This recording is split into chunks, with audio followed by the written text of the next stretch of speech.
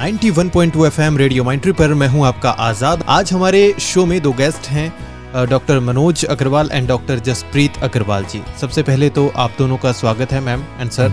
Thank you sir. Thank you sir. तो सबसे पहले सर मैं आपसे बातचीत करना चाहूँगा डायबिटीज़ को लेकर कि डायबिटीज़ होती क्या है और ये कितनी तरह की होती है। मधुमेह की बीमारी को डायबिटीज़ और शुगर कहा जाता है जी। यह बीमारी आनुवांशिक यानी कि जेनेटिक भी होती है और खराब जीवन शैली के कारण भी होती है। डायबिटीज एक मेटाबॉलिक डिसऑर्डर है जिसमें मरीज के शरीर के रक्त में ग्लूकोज का स्तर बहुत अधिक हो जाता है। जब व्यक्ति के शरीर में पर्याप्त मात्रा में इंसुलिन नहीं बन पाता है या शरीर की कोशिकाएं इंसुलिन के प्रति ठीक से प्रतिक्रिया नहीं कर पाती तो खून में ग्लूकोज की मात्रा ज़्यादा हो जाती है। इस स्थिति को डायबिटीज़ कहते हैं जी। इंसुलिन की बात करें अगर हम तो यह एक तरह का हार्मोन होता है जो शरीर के भीतर पाचन ग्रंथि यानी कि इंग्लिश में पैनक्रियाज से बनता है। इसका नाम काम भोजन को ऊर्जा में बदलना होता है जी। हम जो भोजन करते हैं उससे शरीर को ग्लूकोज प्राप्त होता है जिससे कोशिकाएं शरीर को ऊर्जा प्रदान करने में उपयोग करती हैं। यदि आपके शरीर में इंसुलिन मौजूद नहीं होता है तो वह अपने काम सही तरीके से नहीं कर पाती और ब्लड से कोशिकाओं को ग्लूकोज नहीं पहुंचता है जिसके कारण ग्लूकोज ब्लड में ही इकट्ठा हो जाता है और इसे हम डायबिटीज़ कहते हैं जी।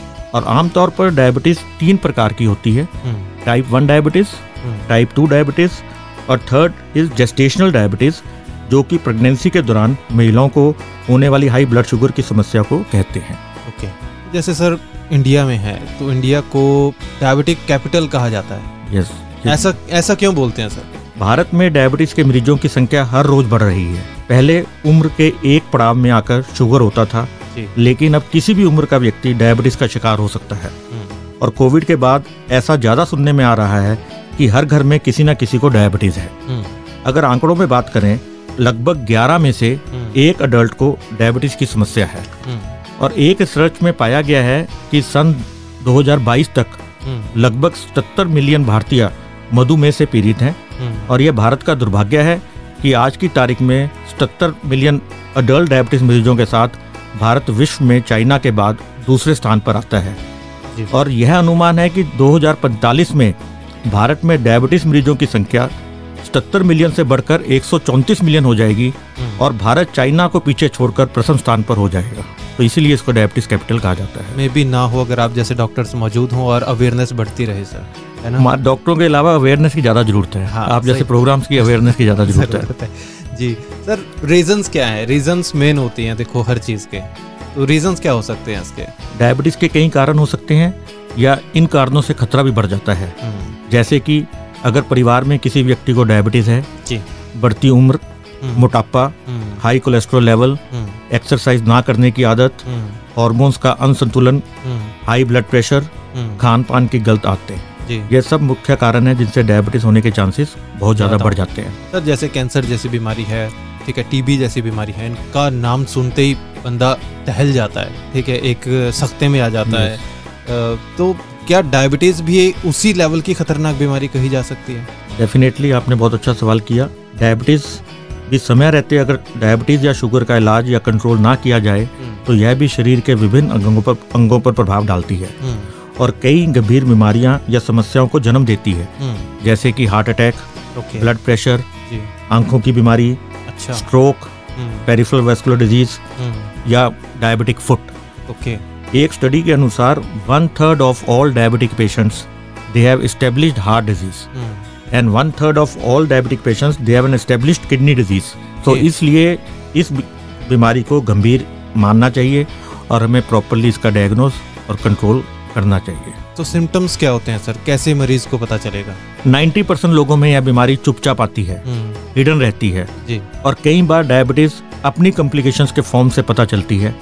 हो सकता है कि आपको डायबिटीज पिछले 5-6 साल में हो पर क्योंकि आपने ब्लड शुगर लेवल चेक कभी नहीं करवाया और जब आपको हार्ट अटैक या अधरंग या गुर्दे की बीमारी हो जाती है तो ब्लड शुगर चेक होने पर पता लगता है कि आपको डायबिटीज है। तो हमें इसके लक्षण के बारे में पता होना चाहिए, ध्यान रखना चाहिए।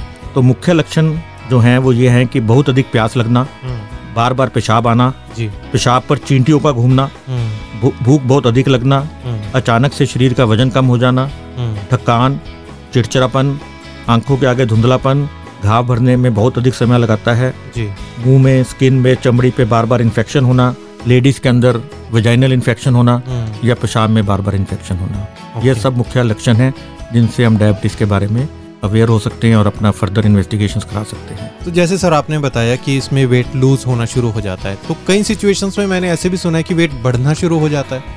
वो जनरली डायबिटीज का अपना सिम्टम तो वेट लूज होना ही है। अच्छा। पर जब पेशेंट अपना इलाज कराता है तो जो पुराने टाइम की दवाइयाँ थी जी। उन दवाइयों का साइड इफेक्ट है वेट गेन होना। अच्छा, जबकि मतलब इसमें शुगर का कोई लेना देना नहीं है। शुगर का तो लेना देना वेट लॉस में ही है, लॉस में। ओके।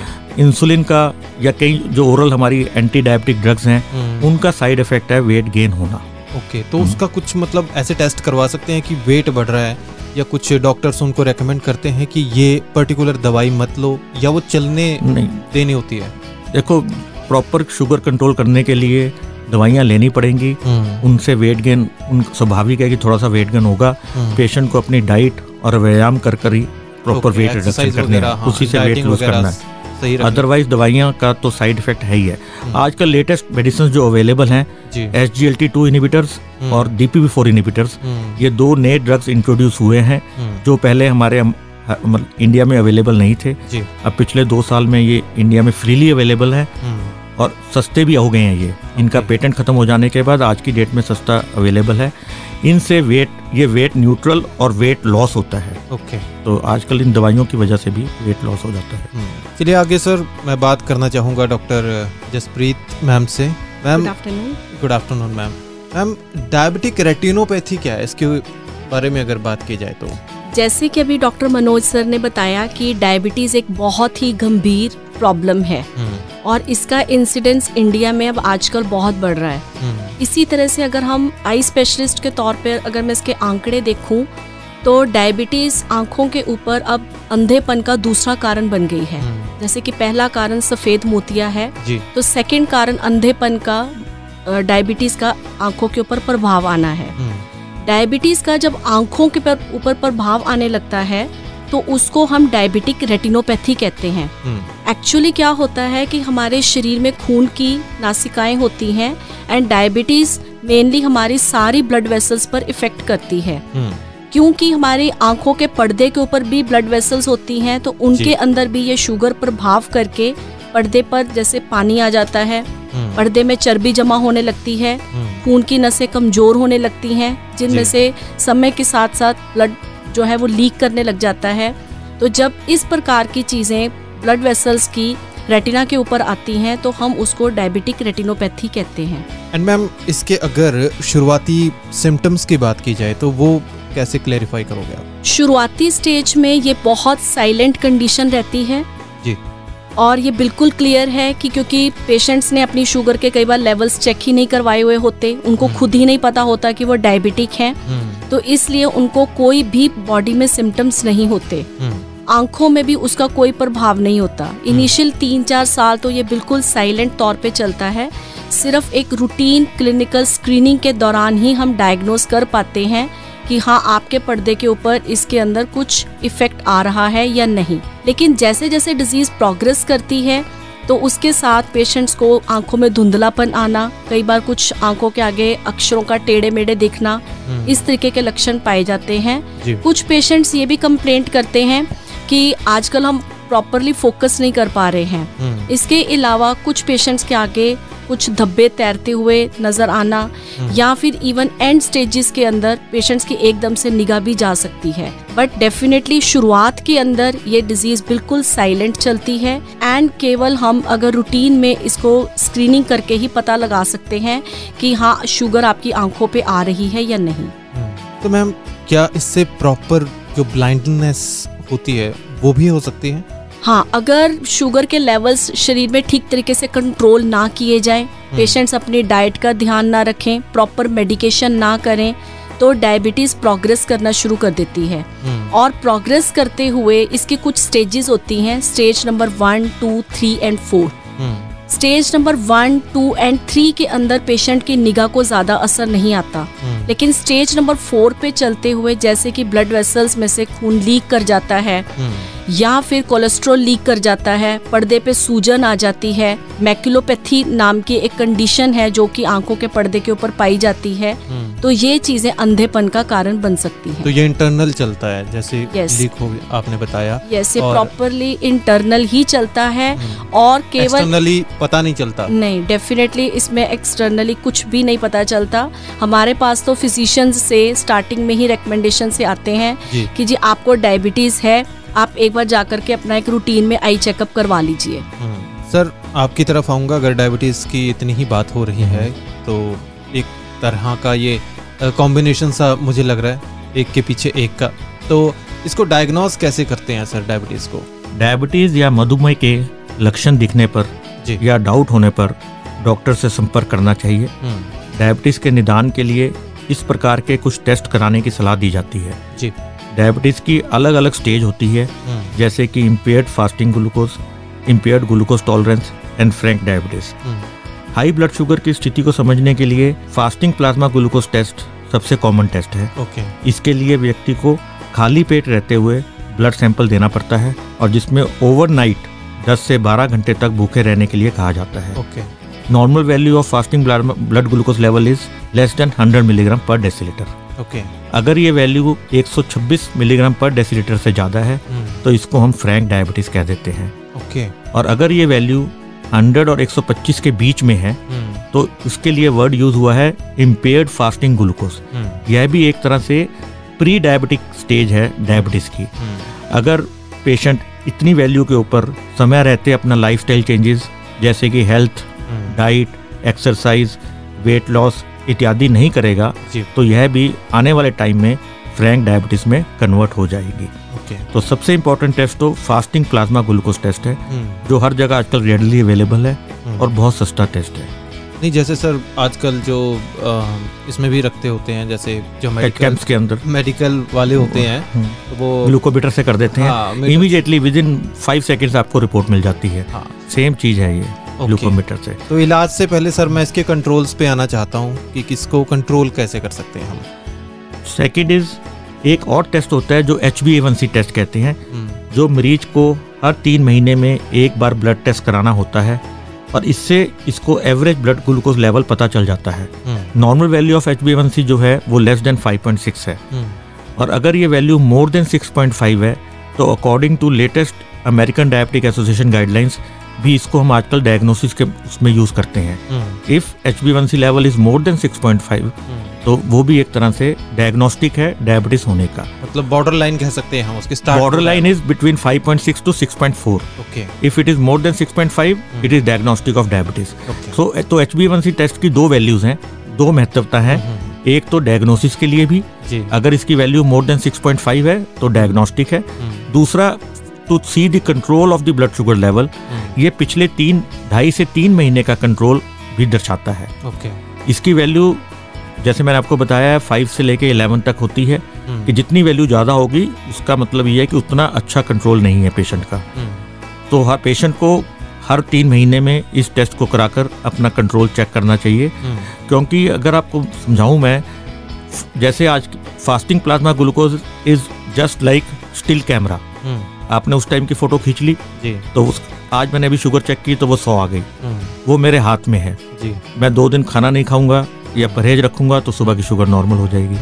HbA1c टेस्ट जो है वो एक तरह से वीडियो मूवी है जो पिछले 3 महीने का आपको रिकॉर्ड बता रहा है। आपने आज से 15 दिन पहले आइसक्रीम खाई है या पेस्ट्री खाई है तो आज की ब्लड शुगर में वो रिफ्लेक्ट नहीं होगी। अच्छा, तो इसलिए बहुत लोग जब भी शुगर चेक कराने जाते हैं तो वो 2 दिन का परहेज करके जाते हैं। भाई रात को मैंने शादी खाई थी, वहाँ पे 2 आइसक्रीम खाई थी, ये तो आज सुबह ज़्यादा ही आएगी तो मैं नहीं करा रहा हूँ। तो वो 2 दिन की तैयारी कर कराएगा, वो शुगर नॉर्मल आएगी तो वो गलत क्या लेकर चलता है, मिथ उसको हो जाता है कि यार मैंने तो 4 दिन पहले आइसक्रीम भी खाई थी तो इसका मतलब तो मेरी शुगर बिल्कुल ठीक है। या दैट इज़ वेरी इंपॉर्टेंट।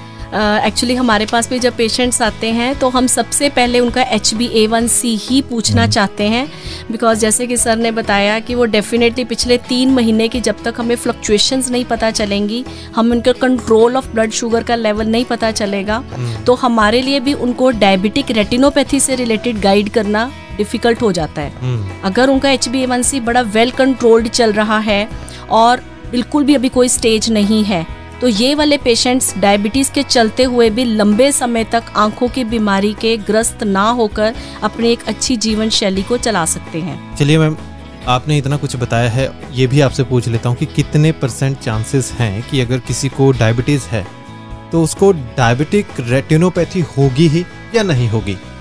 जैसे कि इंडिया के अंदर डायबिटीज़ का इंसिडेंस बहुत ज़्यादा है।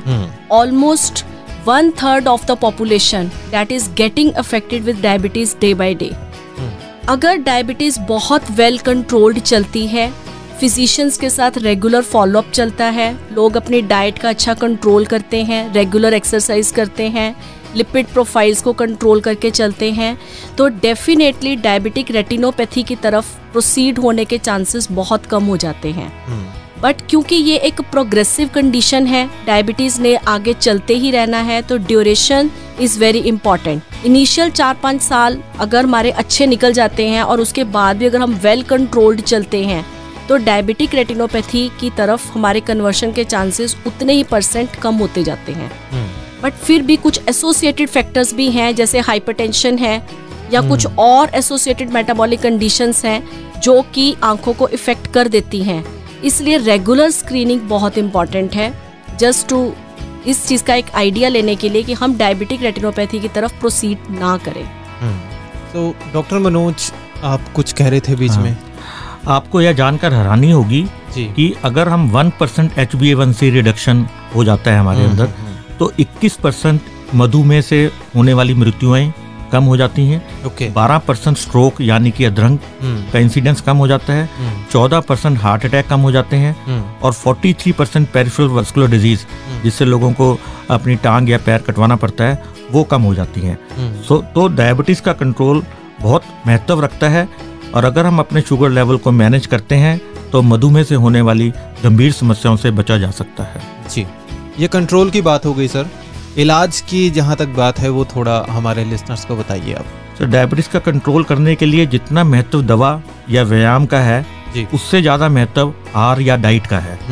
विस्तार से बताता हूँ कि मधुमेह के रोगियों को सुबह के समय सबसे पहले चाय या कॉफी लेने से बचना चाहिए, क्योंकि यह कोलेस्ट्रॉल के स्तर को भी बढ़ा सकती हैं और साथ ही शुगर की रीडिंग को भी अस्थिर कर सकती हैं। इसकी बजाय उनको दिन की शुरुआत 1 गिलास गर्म पानी से करनी चाहिए। आप चाहें तो मेथी के बीज, जीरा, आंवला जैसी चीजों से डिटॉक्स वाटर बना सकते हैं और इसके साथ मुट्ठी भर भीगे हुए नट्स ले सकते हैं। यह ब्लड शुगर के स्तर को नियंत्रित करने में मदद करते हैं। नाश्ता दिन का सबसे महत्वपूर्ण भोजन है, क्योंकि इससे हमें ऊर्जा प्रदान होती है। तो नाश्ते में आप दलिया, ओट्स, सब्जियों से भरा हुआ कटोरा, चपाती या ताजे फलों का एक बड़ा कटोरा खा सकते हैं। उबले अंडे भी एक अच्छा विकल्प हैं। यदि आप मांसाहारी हैं तो चिकन ब्रेस्ट पीस का सेवन कर सकते हैं। हमेशा चोकर युक्त आटा खाएं। रागी से बनी इडली, डोसा, चिल्ला या मिस्सी रोटी लें। चिड़वा, पोहा, उपमा जैसे स्वास्थ्यप्रद विकल्प भी हो सकते हैं। दिन में 1-2 गिलास बिना मलाई वाला दूध पी सकते हैं। और दोपहर के लिए सुनिश्चित करें कि आप अपना भोजन समय पर करें, इसमें देरी ना करें, क्योंकि timing of the meals is very important for good blood sugar control. आपको अपना नाश्ता, लंच, डिनर टाइम पे करना है। ओके, तो कुछ पर्टिकुलर एक्सरसाइजेस भी हैं सर? एरोबिक एक्सरसाइजेस और एनारोबिक एक्सरसाइजेस पेशेंट को करनी चाहिए। एंड की for success in exercises, start slowly, do it regularly, enjoy it and make it part of your daily schedule. रोजाना करीब 2 किलोमीटर के आसपास की सैर कीजिए। जी। तो सर, बीच में अभी डाइट की आपने बात की, फ्रूट्स ऐड नहीं किए, तो इसमें आप बता सकते हो कि शुगर फ्री फ्रूट्स कौन कौन से हो सकते हैं? किसी भी फल या सब्जी का शुगर लेवल हम ग्लाइसेमिक इंडेक्स से नापते हैं। ग्लाइसेमिक इंडेक्स से यह पता चलता है कि वह फल या सब्जी खाने से कितनी जल्दी हमारी शुगर बढ़ती है। ग्लाइसेमिक इंडेक्स की वैल्यू जो है वो 2 अक्षर में होती है। जी। उसको हम रेंज करते हैं फ्रॉम 1 to 70-75 तक। और जिसका ग्लाइसेमिक इंडेक्स सब्जियों का या फलों का मोर देन 56 है, उसको आपको अवॉइड करने हैं, और लेस देन 56 में जितना कम होगा उतना एडवांटेज होगा। तो शुगर फ्री अगर हम फलों की बात करें तो जामुन, चेरी, अंगूर, कीवी, सेब, संतरा, मौसमी, आड़ू, नाशपाती, अमरूद आदि जैसे फल खा सकते हैं, जो लोग को लो कार्बोहाइड्रेट्स और मैक्सिमम फाइबर दे सकते हैं। इनमें मौजूद फाइबर भोजन में से चीनी के अवशोषण को धीमा करते हैं, जिससे रक्त शक्कर का स्तर नियंत्रण में रहता है। और इम्पोर्टेंट क्या है कि लोग कहते हैं कि आप गुड़ खा सकते हो क्या? ये मैं पूछने वाला था, गुड़ या शक्कर दोनों में से? गुड़ में सुक्रोज होता है और इसके खाने से भी ब्लड शुगर का लेवल बढ़ता है। अच्छा। इसका मतलब यह है कि गुड़ किसी भी अन्य प्रकार की चीनी की तरह मधुमेह के रोगी के लिए बहुत हानिकारक है। मैम, आपके पास आना चाहूँगा कि जैसे अगर किसी को मतलब डायबिटिक रेटिनोपैथी हो जाती है और ब्लाइंडनेस उसमें आ जाती है, क्या तब भी मतलब उनका इलाज पॉसिबल है? Yes, it's a very good question. आजकल बहुत सारी लेटेस्ट टेक्नोलॉजीज हैं, जैसे कि अभी तक मैंने आपको बताया कि regular screening of I is very important, so that सबसे पहले तो हम चाहते हैं कि डायबिटिक रेटिनोपैथी हो ही ना जी। बट अगर अब डायबिटिक रेटिनोपैथी है तो हमें उसको डायग्नोज करने के लिए हमारे पास लेटेस्ट OCT मशीन्स हैं, जो कि हमारे आंखों के पर्दे की एक एक लेयर को बहुत डिटेल्स में बताती हैं। कहाँ कहाँ पे पानी की सूजन आई है, कहाँ कहाँ पे कोलेस्ट्रॉल के लेवल्स आंख के अंदर बढ़ गए हैं, और उनके अंदर आने वाले प्रभाव को हम एकदम से देख सकते हैं। इसके अलावा आंखों में फंडस फ्लोरेसेंट एंजियोग्राफी भी कर सकते हैं। आंखों के पर्दे की पूरी जांच इनडायरेक्ट ऑफ्थेल्मोस्कोपी नाम की मशीन से भी कर सकते हैं, जिससे कि हमें पर्दे की पूरी डिटेल्स पता चल जाती हैं जी। आंख एक ऐसा ऑर्गन है जिसके जरिए हम पूरे शरीर के खून की नसों में होने वाले प्रभावों को देखा जा सकता है। हम पूरे शरीर के अंदर किसी भी ब्लड वेसल को विजुअलाइज नहीं कर सकते जी। लेकिन आंख के जरिए हम उसका एक अंदाजा लगा सकते हैं कि हमारे शरीर के अंदर ब्लड वेसल्स कैसी चल रही हैं। अब अगर ब्लड वेसल्स हमारी वीक हैं, उनमें से ब्लड लीक होने लग गया है and already diabetic retinopathy progress कर गई है, तो हम इन लेटेस्ट टेक्नोलॉजीज के साथ डायग्नोज होने के बाद हमारे पास ट्रीटमेंट ऑप्शंस अवेलेबल रहती हैं, जैसे कि जहाँ जहाँ पर खून की नसें वीक है हम उनको लेजर के साथ जला सकते हैं ताकि फर्दर आगे और लीकेज ना हो, सो डैट पेशेंट की निगाह जितनी डाउन हो चुकी है वो आगे फर्दर और डाउन ना हो। सेकेंडली, आजकल बहुत लेटेस्ट इंट्राविट्रल इंजेक्शंस भी हैं, जो कि बहुत थोड़ी क्वांटिटी के अंदर बहुत ही स्पेसिफिक तरीके के साथ आंख के अंदर लगाए जाते हैं जी।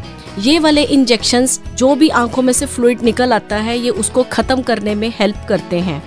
एंड डेफिनेटली अगर डायबिटीज हमारी कंट्रोल चल रही है, HbA1c हमारा कंट्रोल्ड है, ट्रीटमेंट्स हमारे शारीरिक अच्छे चल रहे हैं, तो ये इंट्राविट्रल इंजेक्शंस बहुत हेल्पफुल रहते हैं, क्योंकि इनको बार बार भी लगाने की जरूरत पड़ सकती है, और अगर हमारे सिस्टमिक कंट्रोल्स अच्छे हैं तो इनको लगाने की फ्रीक्वेंसी कम हो जाती है और ये पेशेंट को अल्टीमेटली बेनिफिट देते हैं। और लास्ट स्टेज की अगर मैं बात करूं, कोई पेशेंट लास्ट स्टेज में है तो उसका कितने % चांस है कि ट्रीटमेंट पॉसिबल है?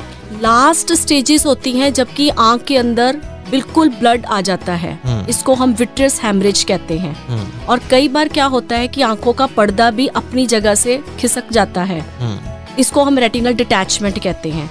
These are the last stages, and ये लास्ट स्टेजेस जब आती हैं तो उसमें पेशेंट्स कंप्लेंट करते हैं सडन लॉस ऑफ विजन।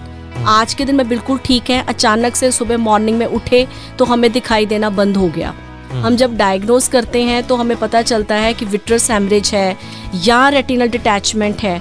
इन सब कंडीशंस को भी आजकल ट्रीट किया जा सकता है। पूरी विजन तो नहीं आ सकती, लेकिन हाँ पेशेंट्स अपना काम करने के काबिल बन सकते हैं, और उनको हम डेफिनेटली सजेशंस देते हैं कि अब आप इसको ट्रीटमेंट को अगर आप ठीक तरीके से लेते हैं तो आप एटलीस्ट अपना काम ठीक तरीके के साथ चलाने के आगे काफ़ी लंबे समय तक काबिल हो सकते हैं। Doctor Agrawal sir, Manoj Agrawal. Yes sir ji. तो इसके सर परमानेंट इलाज की मैं बात करना चाहूँगा यहाँ पर, और बचने के उपायों की।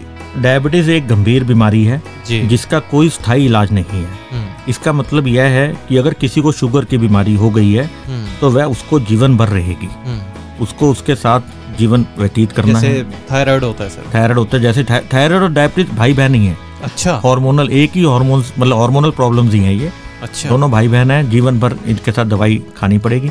पर अगर patient proper lifestyle, exercise, diet plus proper दवाई खाता है तो कोई उसको मतलब ज़्यादा दिक्कत आने वाली नहीं है। जैसे कि मैंने बताया, जैसे HbA1c रिडक्शन आप एडिक्वेट रिडक्शन अचीव करते हो तो हर कॉम्प्लिकेशंस का रेट बहुत कम हो जाता है। तो मोटी सी बात इसके उपाय के लिए यही है कि मीठा कम खाएं, शक्कर से भरी और रिफाइंड कार्बोहाइड्रेट वाला भोजन करने से बचें। आपको नियंत्रित मात्रा में खाना होगा। आपके डाइट में कार्बोहाइड्रेट, वसा या मतलब फैट्स या प्रोटीन 40% और 20% मात्रा से होना चाहिए। लेकिन जो लोग मोटापे के शिकार हैं उसके लिए कुल कैलोरी का 60% कार्बोहाइड्रेट से और 20% फैट से और 20% प्रोटीन से लेना चाहिए। नियमित व्यायाम करना चाहिए। समय पर डॉक्टर की सलाह अनुसार दवाई लें। एक्टिव रहें, एक्सरसाइज करें, सुबह शाम टहलने जाएं। मीठा शरबत, सोडे वाले ड्रिंक्स पीने से बचें। आइसक्रीम, कैंडीज खाने से परहेज करें। वजन घटाएं और नियंत्रण में रखें। स्मोकिंग और अल्कोहल लेने से परहेज करें, बहुत इंपॉर्टेंट है। No smoking, no alcohol. High fibre diet खाएं। प्रोटीन का सेवन भी अधिक मात्रा में करें। विटामिन डी की कमी ना होने दें, क्योंकि विटामिन डी की कमी से भी डायबिटीज का खतरा बढ़ता है। तो ये सब उपाय हैं जिनसे हम, और बड़े सस्ते उपाय हैं। मेटाबॉलिक डिजीज है डायबिटीज, तो लाइफस्टाइल मॉडिफिकेशन से ही कंट्रोल की जा सकती है। अगर इससे आपका नहीं HbA1c कंट्रोल होता है या ब्लड शुगर ज़्यादा रहती है, फिर हम ड्रग्स एडवाइस करते हैं। आजकल बहुत अच्छी ड्रग्स अवेलेबल हैं जिनका मिनिमल साइड इफेक्ट्स है, वेट रिडक्शन भी हो जाती है। और आजकल ऐसी दवाइयाँ अवेलेबल हैं जिनसे सिर्फ ब्लड शुगर लेवल ही कंट्रोल नहीं होता। रिसर्च ये कहती है कि उनसे heart failure, hospitalisation due to heart failure, kidney damage भी बहुत अच्छी रेशो में कम हो जाता है। तो लेटेस्ट ड्रग्स अवेलेबल हैं, उनको यूज़ करके हम प्रॉपर एडिक्वेट कंट्रोल कर सकते हैं। ठीक है। एक मेरा आप दोनों से कॉमन सवाल है कि जैसे बहुत सारी आजकल बीमारियां हैं वो सरप्राइज देती हैं, और बीमारियों के सरप्राइजेस तो किसी को पसंद भी नहीं होते हैं ना। तो जैसे मैम किसी पर्टिकुलर एज में कोई बीमारी आती है, ठीक है, ये चलो पर्टिकुलर एज में तो आ गई है, ठीक है, उसका इलाज करवाएंगे, हम टेस्ट करवाएंगे वगैरह वगैरह। तो क्या ये मतलब जैसे आपने बताया मैम कि डायबिटिक रेटिनोपैथी एंड डायबिटीज़ के बारे में सर आप खुल के बता रहे हैं, तो क्या ये मतलब जेनेटिक भी हो सकती है? Yes, diabetes is a genetic disorder also. जो टाइप 1 डायबिटीज है वो जेनेटिक डिसऑर्डर है। वो उसकी there is an absolute deficiency of insulin. उसमें जो हमारा शरीर है वो बिल्कुल भी इंसुलिन नहीं बना जाती। तो वो बचपन में ही, जो छोटे छोटे बच्चे हैं 1 साल में 2 साल में ही मैनिफेस्ट हो जाती है। और उन पेशेंट्स को लाइफ लॉन्ग इंसुलिन लेनी पड़ती है। तो जो हर साल नहीं, हर डे सर लेते हैं इंजेक्शन, वो हर साल लेने पड़ेंगे। नहीं, जैसे मैं एक मूवी में देख रहा था कि उसको छोटी सी बच्ची होती है एक, उसको डायबिटीज होती है, मुझे टाइप का नहीं पता कौन सी है, तो ये आप क्लेरिफाई कर देना। वो हर रोज उसको इंजेक्शन उसके पेरेंट्स देते थे। उसको टाइप 1 डायबिटीज है। बचपन से ही उसके शरीर में इंसुलिन, जो आम 30 साल या 35 साल की एज के बाद डायबिटीज होती है, उसको हम टाइप 2 डायबिटीज कहते हैं। उसमें इंसुलिन बनती है हमारे शरीर में और वो पर्याप्त मात्रा में नहीं बनती, इसलिए जो बन रही है कुछ काम वो कर रही है, प्लस हम एडिशनल बाहर से देते हैं। पर टाइप 1 डायबिटीज जो है वो जेनेटिक डिसऑर्डर है, उसमें बिल्कुल there is no production of insulin in the body. तो बच्चे को हर रोज इंसुलिन लेनी पड़ेगी, लाइफ लॉन्ग लेनी पड़ेगी। यस, और वो जितना अच्छे से अपने डायबिटीज को कंट्रोल करके चलेगा, उससे रिलेटेड जो उसकी कॉम्प्लिकेशंस होनी है आईज के ऊपर, किडनीज के ऊपर, नर्व्स के ऊपर, वो उतना ही ज़्यादा समय कंट्रोल्ड वे में चलेंगी। डेफिनेटली आईज अफेक्ट तो होंगी ही होंगी, बट ये है कि 10 साल 15 साल उसके ठीक निकल जाएंगे। And in the mean while जैसे ही डायग्नोज होती है उसी टाइम पे ही आई का screening, first checkup is important.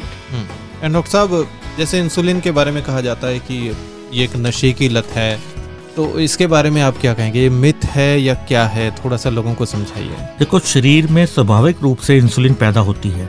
It is an hormone जो नॉर्मली हम सब के शरीर में पैदा होती है। और डायबिटीज से पीड़ित लोग एडिक्वेट अमाउंट में इंसुलिन नहीं बना पाते, तो इसलिए उनको इंसुलिन के इंजेक्शन लेने की जरूरत होती है। इसलिए यह समझना कि इंसुलिन के इंजेक्शन नशे की लत है, ये बिल्कुल बेबुनियाद है। जैसे हमें प्यास लगती है हम पानी पीते हैं, राइट, भूख लगती है खाना खाते हैं, उसी प्रकार जब शरीर को इंसुलिन की जरूरत होती है तो अंदर से पैदा नहीं हो रही है तो हम इंसुलिन इंजेक्शन लगाते हैं। तो यह सोचना कि इंसुलिन नशे की लत है बिल्कुल गलत है। इंसुलिन इज एन हार्मोन, और इससे कोई आज की डेट में अगर मेरी 40 यूनिट इंसुलिन की डोजेज है, ऐसा नहीं है नशे की तरह की 6 महीने के बाद वो 100 यूनिट हो जाएगी। तो इंसुलिन इज एन हार्मोन, जो बॉडी नहीं बना पा रही है वो हम बाहर से दे रहे हैं। और आजकल तो लेटेस्ट इंसुलिन आ गई हैं जो as close to human insulin है। उनकी रिक्वायरमेंट भी बहुत कम है, प्लस इंसुलिन डिलीवरी सिस्टम्स के ऊपर बहुत ज़्यादा रिसर्च हो रही है। पहले तो लोग इंसुलिन सिरिंज से लगाते थे, आजकल इंसुलिन पेन अवेलेबल है जिनकी 32 गेज निडल है, बहुत पतली सी छोटी सी निडल होती है और पेनलेस होती है, उनसे कुछ पेन नहीं होती। और अब आने वाले टाइम में हफ्ते में 1 दिन लगने वाली इंसुलिन भी आ रही है। तो इंसुलिन बहुत अच्छा ड्रग है, it is a drug, it is not a नशे की चीज़। तो प्रॉपरली यूज़ करें तो पेशेंट का प्रॉपर ब्लड शुगर कंट्रोल होता है। ओके, चलिए सर, बहुत अच्छा लगा आप लोगों से मिलकर। एंड जाते जाते मैं कुछ लास्ट में कोई मैसेज लेना चाहूँगा दोनों से sir and ma'am.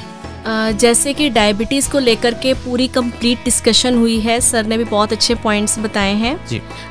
Last take home message यही है कि अपने लाइफस्टाइल्स को इस तरह से कंट्रोल करके चलें कि हमें टाइप 2 डायबिटीज़ से हम बच सकें। टाइप 1 तो हमारे कंट्रोल में नहीं है जी।